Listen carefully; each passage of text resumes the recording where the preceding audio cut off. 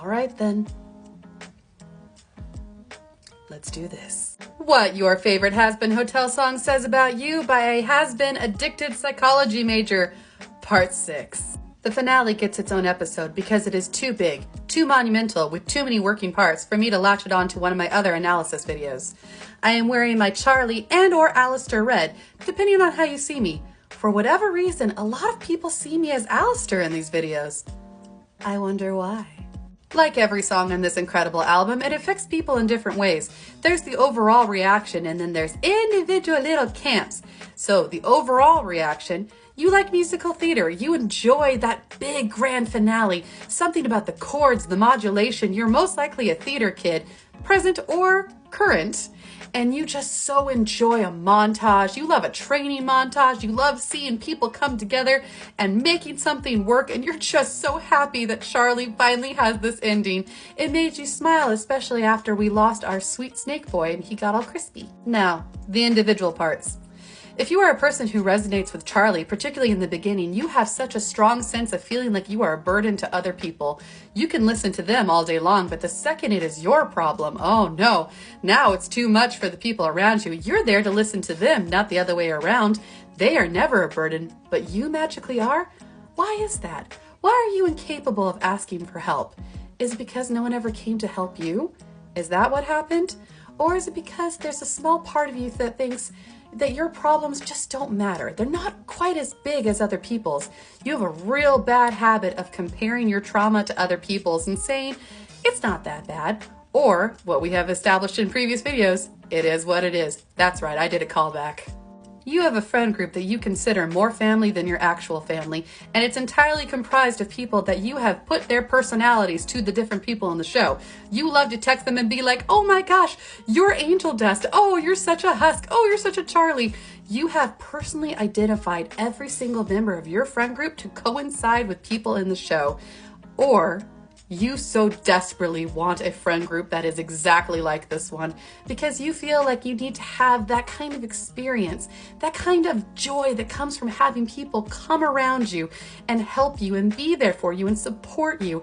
And it didn't hurt to have her daddy there saying, I'm so proud of you, the show must go on. Oh man, did that hurt in all different kinds of ways. If your favorite part of the song is the section with the V's, it's going to say a couple different things about you.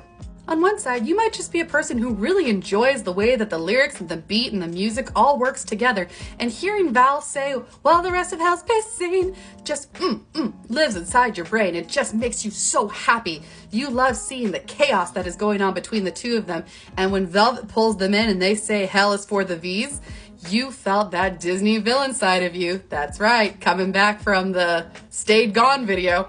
You are feeling that joy that you just love watching villains rise up and take over, and you cannot wait to see what they're going to do in season 2.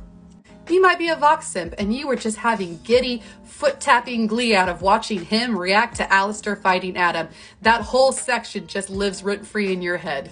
And if you're a Valentino simp, get out, go straight to jail. No, shameful, don't want to hear it. Sorry. That came from a deep place of trying to protect Angel and wanting him to have all the good things in life. If you enjoy Valentino as a villain, you are correct. He is just the epitome of everything slimy and gross and terrible, and yet oddly captivating with a voice that just makes every part of you tingle. That is acceptable. If you ship Valentino and Angel, get out. No, don't want to hear it. Out. Now that that unpleasantness is out of the way, on to everyone's favorite part, really, Alistair. Oh, our darling little psychopath. You are a person that I'm going to guess has at least 4 or 5 Alistair edits liked on TikTok. And when you saw Adam slice through Alistair's cane, you audibly gasped and clutched your pearls. It was not what anyone expected to happen, and the shock of it has never left you. When he crawled up into that radio tower holding his head and so desperately not wanting to smile anymore, your brain exploded with theories. Who's the one that's holding onto his leash? Is it Lilith? Is it God?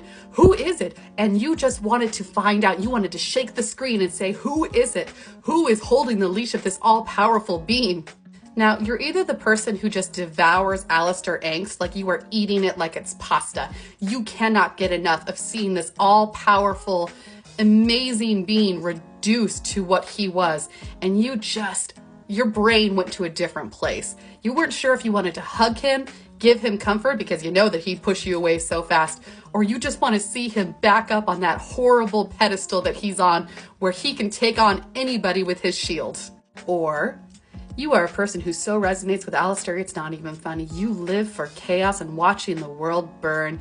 You may be the person who instigates drama in your friends, or you're the person that doesn't start the drama, but man, are you happy to pass it along. You love to watch systems fall. You love to watch people debate, and you like to play devil's advocate. You are a dangerous opponent to have in a debate, and I simultaneously fear and salute you.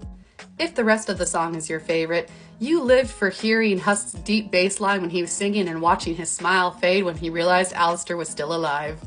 You are a kind of person that just so loves a happy ending. You were excited after all the pain and misery and losing our sweet, sad snake boy to have just some joy and some hope.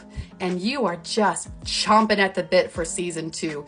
You are just like me, where we are sitting, we are pacing back and forth, and we're just trying to fill the void until this comes back. Thank you for being part of this series. And I'm also going to continue. Now that I've finished the Amazon songs, I'm going to move on to the others. Yes, Insanity will be in there. Yes, Addict will be in there. I also may move into Hell of a Boss. But I'm happy to continue on this journey with you. Take care, my darlings. Stay classy.